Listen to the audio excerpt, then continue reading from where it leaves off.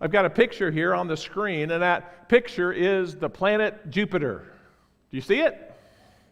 It's got a little red circle around it. Now, some of you are more astronomers than me, and you can look at the sky and you can tell and share what exactly is going on up there in the skies. You know where the Little Dipper is, the Big Dipper. You know where Orion is. That's the one I can always pick out, right? I can find the 3 stars in his belt. I can always kind of find that. But to know whether that's a planet, another star, or an airplane flying, I don't know. But that's what, with our naked eye, that's Jupiter, basically what we can see. And many in the world, really, when it comes to Christ, cannot picture Christ. They cannot comprehend Christ. They don't even see the need for Christ. To the unbeliever, Jesus is not very big. He's like this planet Jupiter seen within the naked eye from the earth. For the unbelievers on this earth, other people and other things are far more important. They're the things that capture most of their attention. Sunday mornings, for a prime example of this. Instead of coming to worship God in a local church, many in our world today choose other places to be, right? They see a morning hike, a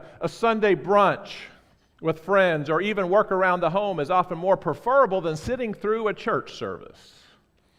The real issue, I think, is not their view of church or sitting in a church service. The real problem or issue is the view of God. But magnifying Christ, living a life like a telescope, helps to bring God's greatness into view. Really, when you look through a telescope, that's that little bright star sign that was in the sky as a planet with rings. And imagine if that's what we were seeing really closer than even the moon would seem to be. We would take notice, wouldn't we, more of that planet being in our sky. Well, Paul sought to bring God more in view. Not necessarily closer, because God is close to us.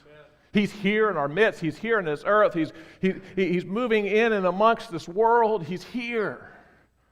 But yet many cannot see Him. They don't view Him. They don't realize He's there. And so Paul lived his life in this way of helping to be a telescope of bringing God's greatness into view. Galatians 2:20 illustrates this when he says, I have been crucified with Christ, and it's no longer I who live, but it's Christ who lives in me. And the life which I now live in the flesh, I live by faith in the Son of God who loved me and gave Himself up for me.